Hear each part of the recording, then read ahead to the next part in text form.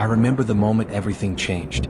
The rain had been falling for hours, soft enough to lull anyone into a sense of safety, yet steady enough to keep the world outside hidden.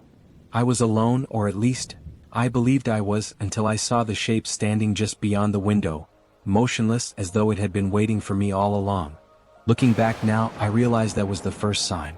The one I should never have ignored. That night wasn't meant for rest. Something out there had chosen me, and it had already begun. I should explain where I was that evening because the place itself shaped everything that followed. A few weeks before, I had traveled to a small settlement far from the main roads. It wasn't marked on most maps anymore.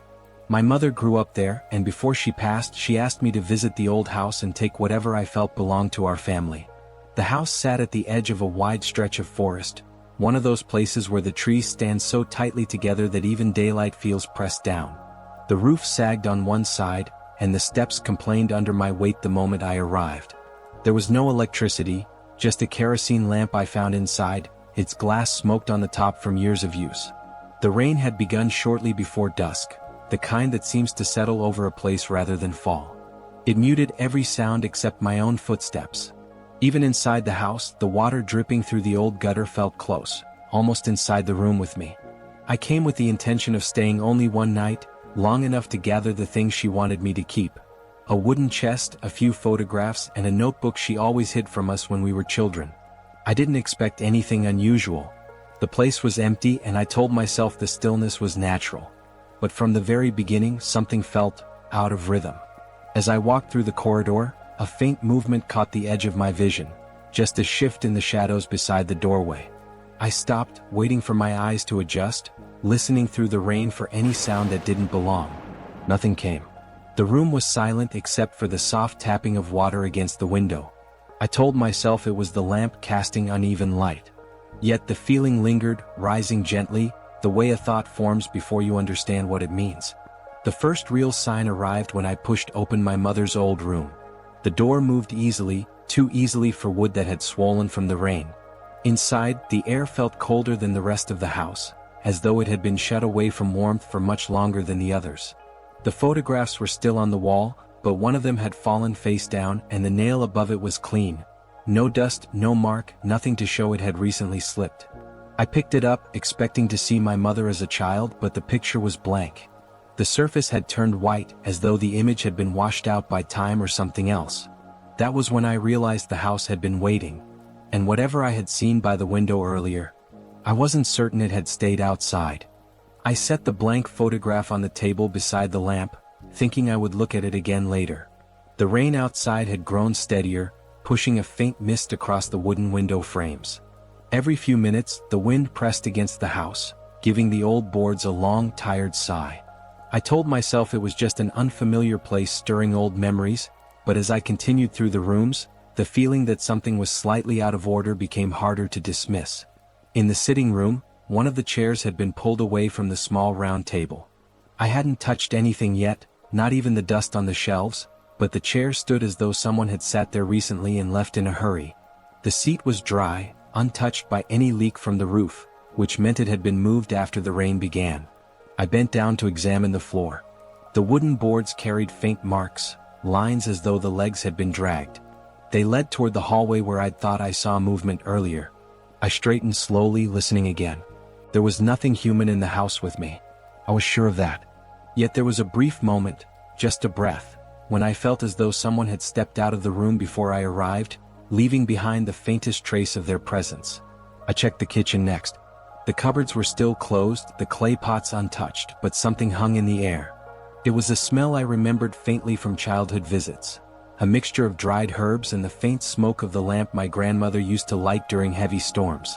It shouldn't have lingered after all these years, yet it hovered there, thin but distinct. I paused at the doorway, letting the lamp light settle across the room. That was when I heard it. A single sound from the back of the house. A soft tap, as though a fingertip had touched the wooden wall. I stayed still, holding my breath. The rain continued its steady rhythm, but this sound had come from inside. Another tap followed, lighter than the first, spaced apart as though whoever made it was testing something, perhaps waiting for my reaction. I stepped closer to the hall, keeping the lamp raised. The shadows stretched against the walls, merging and shifting as the flame steadied itself. The tapping stopped, and for a moment the house returned to its quiet breathing.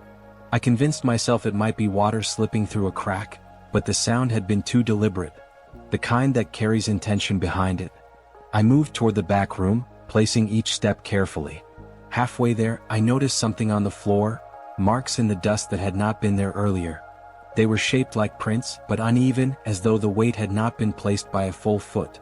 More like the touch of someone lightly stepping with just the front of the foot, testing the ground.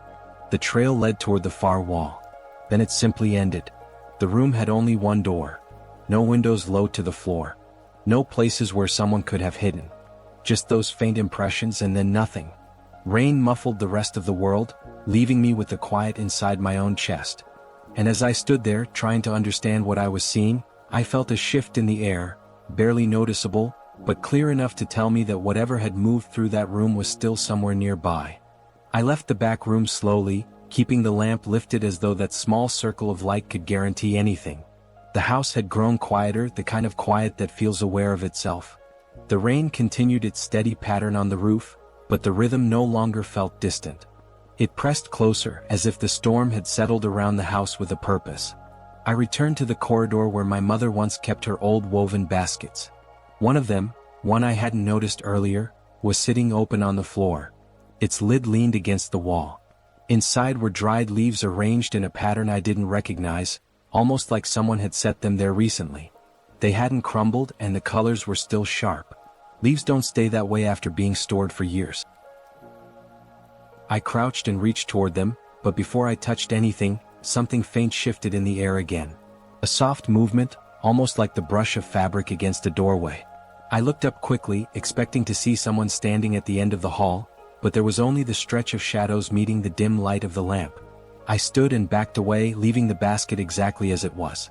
Whatever arranged those leaves had done so with care. I walked to the front room where an old wooden chest sat beneath the window. My mother told me it held some of the family belongings she wanted me to take. When I opened the chest, the hinges groaned, and a cool breath of air rose from inside, far colder than the room itself. The first thing I saw was a cloth-bound notebook. My mother's handwriting on the cover was unmistakable, though the ink had faded. As I lifted it, a page inside fluttered slightly, as if stirred by something other than my hand. I paused and waited, but the page settled and the lamp flame steadied in response. I opened the notebook to a random page. The writing inside wasn't as I remembered. Instead of the usual notes she kept about our family, these pages held accounts of something else. Entries describing nights when she heard voices near the trees, footsteps circling the house long after everyone had gone to sleep, and the feeling of someone standing close behind her when she knew she was alone. Some entries had sketches. Rough shapes of figures drawn with uneven lines. One page showed the outline of a tall form standing beside the window. Underneath, she had written, "It returns when the rain lasts longer than a day." The moment I read that line, the lamp flickered. Just once. But enough to make me lift my head. The house fell into a stillness that pressed against my ears. Even the rain sounded more distant, as if it were listening with me. I turned another page. This time, a small pressed flower slipped out and landed on the floor. It was dark, almost black, and yet intact. I bent down and picked it up carefully between my fingers. The edges were dry, but the center felt slightly damp, which made no sense at all. As I held it, the faint smell of wet earth rose around me, fresh as though it had just been taken from the ground outside. That was when I heard it again. A sound near the far end of the hallway. Not tapping this time. Something like a slow, deliberate breath. I lifted the lamp, but the hallway remained still, lined with doors that seemed to lean inward as the shadows thickened. I called out softly, just a single word to test the space. No response. But the breath came again, quieter now, as if whoever made it had turned their attention toward me. I placed the notebook back into the chest with care, leaving the pressed flower on top. And as I stood there, trying to decide whether to close the lid or leave it open, the lamp flame pulled gently toward the hallway, tilting, almost as if drawn by something unseen. That was when I knew the house wasn't simply old. It held something that recognized me. I left the back room slowly, keeping the lamp lifted as though that small circle of light could guarantee anything. The house had grown quieter, the kind of quiet that feels aware of itself. The rain continued its steady pattern on the roof, but the rhythm no longer felt distant. It pressed closer, as if the storm had settled around the house with a purpose. I returned to the corridor where my mother once kept her old woven baskets. One of them, one I hadn't noticed earlier, was sitting open on the floor. Its lid leaned against the wall. Inside were dried leaves arranged in a pattern I didn't recognize, almost like someone had set them there recently. They hadn't crumbled and the colors were still sharp. Leaves don't stay that way after being stored for years. I crouched and reached toward them, but before I touched anything, something faint shifted in the air again. A soft movement, almost like the brush of fabric against a doorway. I looked up quickly, expecting to see someone standing at the end of the hall, but there was only the stretch of shadows meeting the dim light of the lamp. I stood and backed away, leaving the basket exactly as it was. Whatever arranged those leaves had done so with care. I walked to the front room where an old wooden chest sat beneath the window. My mother told me it held some of the family belongings she wanted me to take. When I opened the chest, the hinges groaned, and a cool breath of air rose from inside, far colder than the room itself. The first thing I saw was a cloth-bound notebook. My mother's handwriting on the cover was unmistakable, though the ink had faded. As I lifted it, a page inside fluttered slightly, as if stirred by something other than my hand. I paused and waited, but the page settled and the lamp flame steadied in response. I opened the notebook to a random page. The writing inside wasn't as I remembered. Instead of the usual notes she kept about our family, these pages held accounts of something else. Entries describing nights when she heard voices near the trees, footsteps circling the house long after everyone had gone to sleep, and the feeling of someone standing close behind her when she knew she was alone. Some entries had sketches. Rough shapes of figures drawn with uneven lines. One page showed the outline of a tall form standing beside the window. Underneath, she had written, "It returns when the rain lasts longer than a day." The moment I read that line, the lamp flickered. Just once. But enough to make me lift my head. The house fell into a stillness that pressed against my ears. Even the rain sounded more distant, as if it were listening with me. I turned another page. This time, a small pressed flower slipped out and landed on the floor. It was dark, almost black, and yet intact. I bent down and picked it up carefully between my fingers. The edges were dry, but the center felt slightly damp, which made no sense at all. As I held it, the faint smell of wet earth rose around me, fresh as though it had just been taken from the ground outside. That was when I heard it again. A sound near the far end of the hallway. Not tapping this time. Something like a slow, deliberate breath. I lifted the lamp, but the hallway remained still, lined with doors that seemed to lean inward as the shadows thickened. I called out softly, just a single word to test the space. No response. But the breath came again, quieter now, as if whoever made it had turned their attention toward me. I placed the notebook back into the chest with care, leaving the pressed flower on top. And as I stood there, trying to decide whether to close the lid or leave it open, the lamp flame pulled gently toward the hallway, tilting, almost as if drawn by something unseen. It wasn't detailed, more like a shadow that had begun to take shape, but I could see the slight tilt of a head, the slant of shoulders, and the way the form leaned toward one side. I stared at it for a long time. The outline was positioned near the far corner of the room. The same spot where, earlier, I had sensed something watching me. I placed the photograph back on the table, but this time I kept the lamp close, casting its light directly across the floor. The wood had darkened in several places, not from water, but from something else. Marks that resembled faint impressions, almost like someone had been standing there for far longer than one would stand naturally. I walked toward the window. Outside, the rain had thickened into a steady curtain, blurring the trees into dark shapes. I could barely make out the fence that ran along the edge of the property. It seemed lower than I remembered, almost as if the soil around it had shifted. Memories of my mother surfaced. Quiet moments when she would look out windows the same way I was now, her hands clasped tightly around her cup, her eyes following something unseen. At the time, I assumed it was exhaustion. I never imagined she was watching for something she had lived with since childhood. I turned back toward the bed. The blanket my mother used to keep folded was lying unevenly, one corner pulled downward. I didn't recall touching it earlier. When I lifted it, a small object rolled out and landed near my foot. A wooden bead carved with a symbol I had seen only once before in my grandmother's room when I was a child. She had told me never to pick it up. I asked her why, and she simply shook her head, saying it belonged to someone who no longer walked among us. The bead on the floor looked identical. The carving, the grooves, the grain pattern, there was no mistaking it.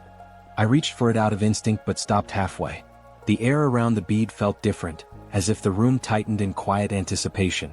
The lamp's flame bent slightly, then steadied, almost warning me without sound. I left the bead where it was. Instead, I walked toward the corner where the figure in the photograph had appeared. As I approached, the air grew noticeably cooler. My skin tightened, and the fine hair along my arms rose without a breeze. There was nothing there, only the worn boards and the faint smell of old paper. But the space carried a feeling that didn't belong to the rest of the house. It felt held, as though someone had spent years standing in that exact spot, watching everything around them change while they remained fixed in place. I stepped back into the center of the room. The stillness returned, but not fully. It clung to me, quiet but present, like a memory that refuses to stay buried. As I left the room, closing the door gently behind me, the lamp flickered again, once, then twice, before settling. I waited there in the hallway, listening for any movement from inside. I heard nothing. But the moment I turned to walk away, the wooden bead behind the door shifted. Just enough to tap softly against the floor. I stood in the hallway for several moments, listening to the faint tap of the bead settling. The house felt even heavier now, as though each room carried its own breath, its own memory of the years before I arrived. I walked toward the living area again, trying to gather my thoughts, but something in the air had changed. The rain outside had softened for the first time that night, not stopping, just shifting to a quieter fall. The sudden calm made the sounds inside the house stand out more clearly. I placed the lamp on the table near the window and sat for a moment. I needed a clearer mind. But as soon as I settled into the chair, something unusual caught my eye. Across the room, above the shelf, hung a small portrait of my grandmother. I had passed it earlier without paying attention. It had always been part of the house, so familiar that it almost blended into the wall. But now the portrait looked different. The frame had shifted slightly, angled to one side. And my grandmother's expression, once gentle, seemed changed. Her eyes, usually softened by age, appeared sharper, almost fixed on something behind me rather than the person looking at the picture. I stood and approached the portrait slowly. The closer I got, the clearer it became that the picture itself had not changed, only the way the light from the lamp reflected across the surface. Still, the expression unsettled me. As I reached for the frame to straighten it, I noticed something tucked behind it, a folded slip of paper. I carefully pulled it out. The paper was thin and worn, the edges frayed. My mother's handwriting covered the front, rushed and uneven. Read, "If you find this, do not stay here after nightfall. Remembers you." I read the line twice, then a third time. Before I could unfold the rest, a soft sound rose from the doorway behind me. A low creak, as though someone had leaned their weight against the frame. I turned quickly, holding the lamp higher. The doorway was empty, only the hallway stretching into dimness. I stepped toward the hall, the note still in my hand. Halfway there, the air grew noticeably colder. The walls seemed to draw closer around me, and a faint pattern appeared on the floorboards, circles of dampness that hadn't been there an hour earlier. They were small, spaced unevenly, and moved toward the back of the house. They resembled footprints, but not the kind made by shoes or bare feet. They looked as though something had pressed softly into the wood, leaving faint moisture behind, step by step. I followed them carefully. The trail stopped at the door leading to the back room, the same room where the impressions ended earlier. This time, however, the door was open. I had closed it before. I was sure of that. I remembered pushing it gently until the latch clicked. Now it stood half open, the darkness inside folding in on itself. I stepped closer, bringing the lamp forward. As the light reached the interior, something on the far wall caught my attention. A mark.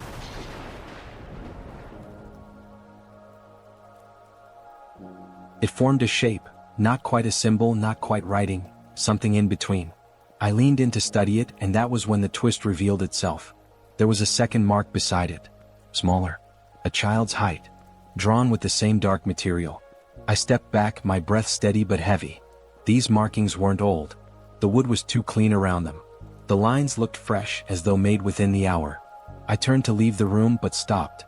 A faint echo, something like the quiet shift of cloth, drifted from behind the door. I stepped back into the hallway, lamp raised. At the far end, where the corridor met the front room, a shape moved out of sight. Not fast. Not threatening. Just present. As though it had been waiting for me to notice it. That was when the truth began to settle into place. I wasn't wandering through memories. I wasn't uncovering the past. I was walking into something my mother had tried to warn me about. Something that knew exactly who I was. As I stood in the dim corridor, the lamp's light trembling in my hand, the house seemed to shift around me, subtle, almost imperceptible movements in the shadows, as though the walls themselves remembered each event that had passed through them. I took a slow step toward the back room, where the marks and the child-sized outline had appeared. Each floorboard groaned beneath my weight, and I realized the house had a language of its own. Every sound, every creak, every shadow had a meaning if one knew how to listen. Inside, the room felt colder, the air heavier. I looked around, examining the walls, the floor, the corners where darkness pooled. And that was when I noticed something I hadn't before. Symbols etched faintly into the wood, almost invisible unless the light caught them at a certain angle. My mother had never mentioned them. My grandmother hadn't. And yet they were there, ancient and deliberate. I crouched to touch them, tracing the patterns with my fingers. The moment I did, a memory, or perhaps a vision, rose unbidden. I saw the house years ago when it had been alive with voices, with laughter, with anger. I saw someone else standing in the back room, bending over the very symbols I now traced. A woman older than I remembered, my grandmother, her face set in concentration, murmuring words I could not understand. The air shifted again.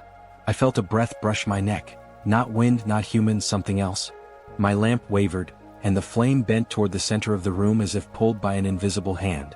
I remembered an elder from the village, someone my mother had once spoken of in whispers. He had said that this place carried an obligation, a debt. A life had been taken unjustly here, long before my time, and the balance had never been restored. The child-sized outline, the faint footprints, the beads and the symbols, they were all reminders, threads woven into the house by a hand that refused to forget. The vision continued, showing me fragments. A betrayal between family members, an argument left unresolved, a small life ended before its time, a ritual intended to protect, misperformed, trapping a presence that lingered longer than it should. I let my fingers rest on the symbols, feeling an energy unlike anything I had encountered before. It was neither hostile nor gentle. It was patient, watching, waiting. And then, softly, I felt it, a touch against my arm. Just a whisper of pressure, enough to make the hair along my skin rise. I froze, listening. The air carried the faintest sound of steps, light, deliberate, pacing just beyond my reach. I turned slowly, my lamp sweeping the room. Nothing. But the movement in the shadows continued, shifting at the edges of my vision. I could feel its presence now, close enough that the warmth, or was it cold, of it brushed against me. My mind replayed the stories I had gathered from the village, my mother, my grandmother. Everything pointed to the same truth. The house had preserved the memory of a life interrupted, a rule broken, a trust betrayed. And that memory had taken form, not in anger, not in revenge, but in insistence. Insistence that the truth be acknowledged. I stepped back, letting the lamp light the floor. A wooden bead lay where I had left it, but it had moved slightly, rolling closer to the center of the room as if drawn toward me. The air around it carried a faint warmth. The room exhaled, almost, and I felt a presence linger at the edge of my awareness, brushing against my sleeve, circling my feet, shifting softly with each heartbeat. I realized then that I had crossed into something that existed between the living and what had been left behind. The house, the symbols, the ritual, the betrayal, they were not just memories. They were active, waiting for acknowledgement. And they had found me. The lamp flickered once more, and I knew the entity was near, so close that if I turned my head slowly I would see it, or at least feel it, just beyond the corner of the room. The lamp tilts slightly as though touched by an unseen hand. A faint whisper grazes my ear. The steps continue, circling around me. I moved slowly through the back room, every step measured, my lamp held tightly in front of me. The symbols on the walls seemed to pulse faintly under the light, their outlines sharper than before, as if the act of recognition, the act of acknowledging the past, had drawn attention. The air was cooler here, heavier with quiet presence. I could feel it now, not just at the edges of perception but pressing close, circling around me, moving with a rhythm that matched my heartbeat. The bead I had left on the floor earlier had rolled again, stopping mere inches from my foot. Then I saw it. Not in full, not clear, but enough. A figure, indistinct, leaning against the far wall. Its form wavered like smoke in the corner of a room, the outline imperfect yet undeniable. My breath caught, my heart thudding in my chest, and for a moment I froze. I understood, suddenly, everything I had ignored, every warning my mother had whispered, every story the elder had hinted at in the village. The house, the symbols, the ritual, they were not warnings. They were instructions. They were consequences. They had been waiting for someone to step inside and finally face what had been left unresolved. I stepped closer. The figure shifted slightly, acknowledging me, brushing against the edge of my awareness, a soft pressure like a hand hovering near my shoulder. The lamp flickered, and for a brief moment, I felt the cold of years pressing through it. I whispered, almost to myself, the words I had never spoken aloud, words of apology, words of understanding, words I should have said to my mother long ago. Regret surged through me, not just for the house or the past, but for the life left incomplete, for the promises broken. The figure remained still, patient, watching. And then it moved closer. Step. A soft sound of feet against wood. Another. Closer but careful, deliberate. The room seemed to exhale around me. The shadows shifted. The bead rolled toward the figure now, stopping at its feet. My hand trembled, and I realized I had reached the heart of it, the truth behind every mark, every symbol, every whisper that had pressed against me throughout the night. It felt strange, an emptiness that was still full, a silence that was heavy yet gentle.